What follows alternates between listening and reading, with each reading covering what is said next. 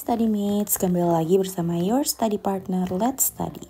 Hari ini kita akan belajar tentang penulisan kata dengan subtopik akronim dan singkatan. Bahan pembelajaran ini dibiayai oleh donatur Let's Study. Sebelumnya, perkenalkan aku Raisa Namiraniandra atau biasa dipanggil Raisa. Saat ini aku sedang berkuliah di Universitas Indonesia, program pendidikan vokasi di program studi administrasi keuangan dan perbankan. Nah, FYI, aku ini masuk UI kemarin lewat jalur SNBT. Maka dari itu aku pengen banget bantu study mates dengan sharing materi yang insya Allah akan aku jelasin segampang mungkin agar study mates mudah memahami materinya. Oh ya, di sini ada beberapa achievement dan experience aku nih study mates. Oke, kita langsung masuk ke penjelasan apa sih akronim dan singkatan itu. Jadi, menurut KBBI, singkatan dan akronim itu dua hal yang berbeda. Singkatan adalah hasil menyingkat yang berupa huruf atau gabungan huruf. Kalau akronim adalah gabungan huruf, suku kata, atau bagian kata lainnya yang ditulis dan dilafalkan sebagai kata yang wajar. Nah, perbedaan singkatan dan akronim apa sih? Nah, di sini ada 4 nih. Yang pertama, singkatan dan akronim dibedakan dari cara pengucapannya. Jadi, secara pengucapan singkatan dan akronim itu beda ya. Nanti akan kita bahas di slide selanjutnya. Lalu yang kedua, singkatan dan akronim dibedakan juga dari cara penulisannya. Selain berbeda cara mengucapnya, singkatan dan akronim, cara penulisannya juga beda study mates. Lalu yang ketiga, pada akronim kata yang disebutkan mengandung makna sebenarnya. Jadi nggak sesingkat itu gitu. Jadi beda ya sama singkatan.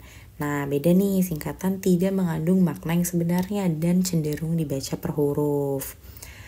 Nah, lengkapnya apa sih?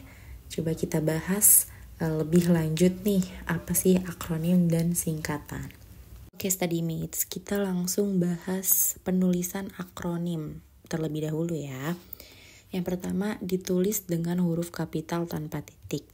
Akronim ditulis dengan huruf kapital tanpa titik apabila merupakan huruf awal setiap kata nama diri, lembaga, atau komunitas. Contohnya ada BIN atau Badan Intelijen Negara.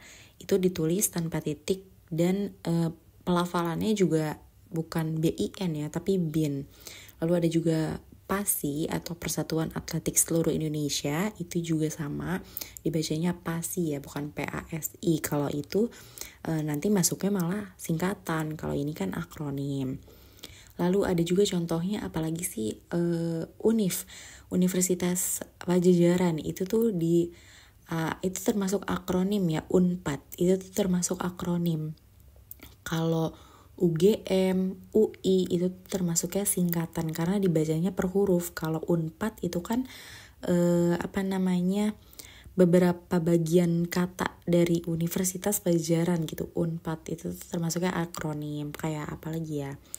UNPAM, Universitas Pamulang itu kan juga diambil dari beberapa bagian katanya. Jadi dia termasuknya akronim dan ditulisnya juga kan huruf kapital semua karena dia termasuk nama lembaga.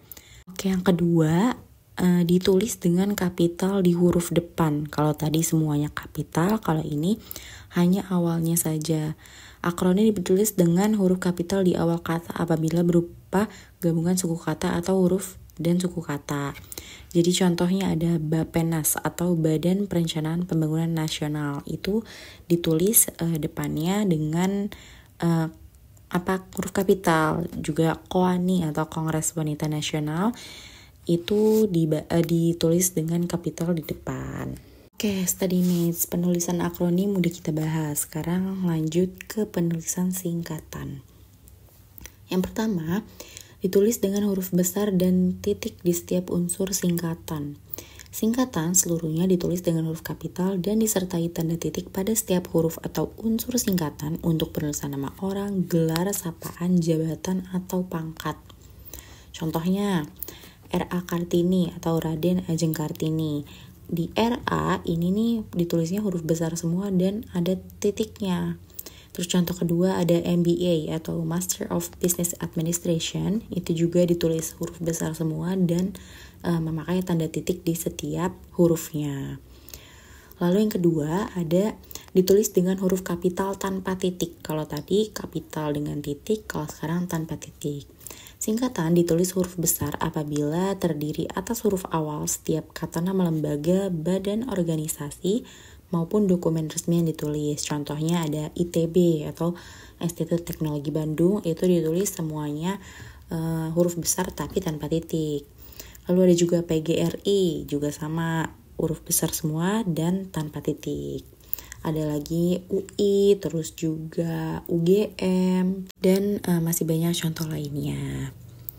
Lalu yang ketiga, ditulis dalam 3 huruf dengan titik.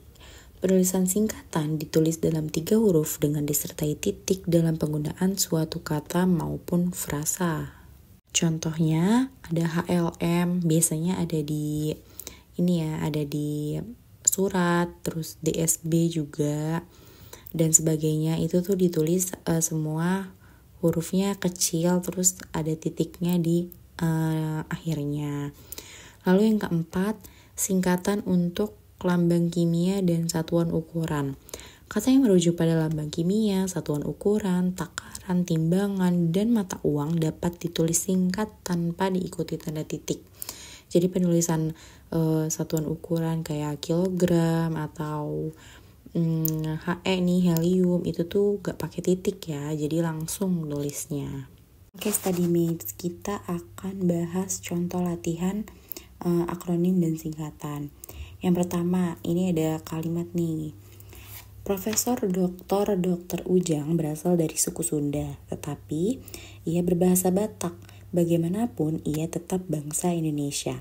Penulisan yang tepat dari kalimat tersebut adalah, kira-kira yang mana nih study mates yang benar? Coba kita bahas satu-satu ya. Yang pertama yang A nih. Profesor Dr. Ujang berasal dari suku Sunda, tetapi ia berbahasa Batak.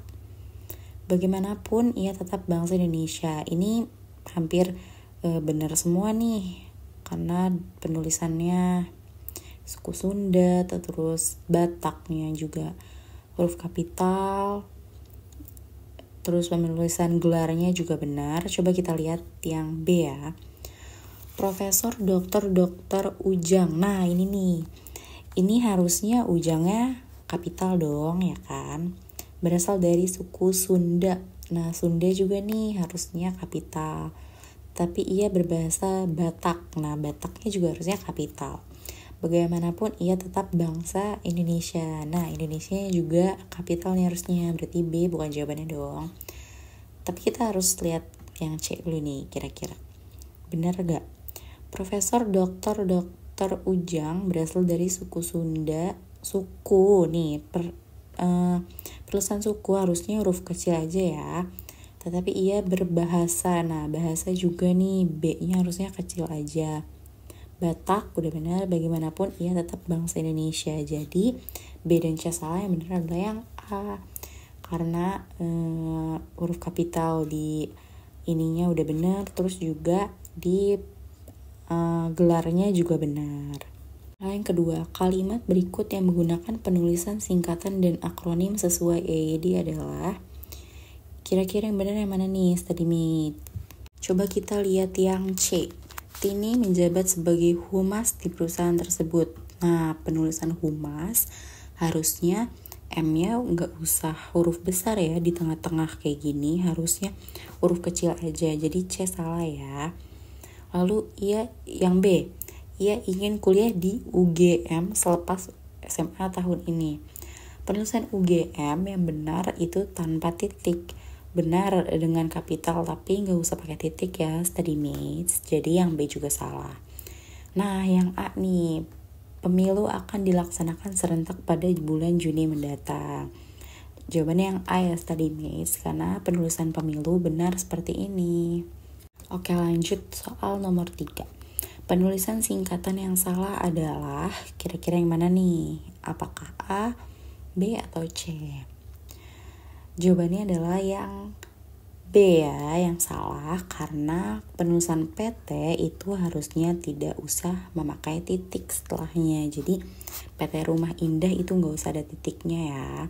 Kalau yang A, banyak orang demo di depan kantor DPR, ini udah benar ya, penulisan singkatannya DPR huruf kapital semua tanpa disertai titik. Lalu yang C, perusahaan CV Jaya itu sudah bangkrut. Itu benar, CV nggak usah pakai kapital juga, sama seperti PT. Jadi yang salah adalah yang B, penulisan yang salah. Nah, sekian penjelasan mengenai materi akronim dan singkatan. Semoga sedikit banyaknya dapat membantu studymates belajar untuk persiapan ujian memasuki perguruan tinggi negeri. Terima kasih kepada donatur Let's Study yang sudah membiayai dalam produksi materi ini. Studymates bisa mempelajari kembali materi e-book, PPT, dan latihan soal yang dapat diakses melalui tautan yang ada di description box. Video pembelajaran ini juga terdapat di playlist YouTube Let's Study. Studymates bisa banget untuk bantu dukung Let's Study dengan donasi dengan nominal berapapun yang nantinya akan digunakan untuk mengembangkan Let's Study. Studymates juga bisa banget untuk bantu dengan cara share platform Let's Study kepada teman ataupun orang di sekitar kalian. Dan jangan lupa untuk follow social media Let's Study. Thank you Studymates, sampai jumpa di video selanjutnya.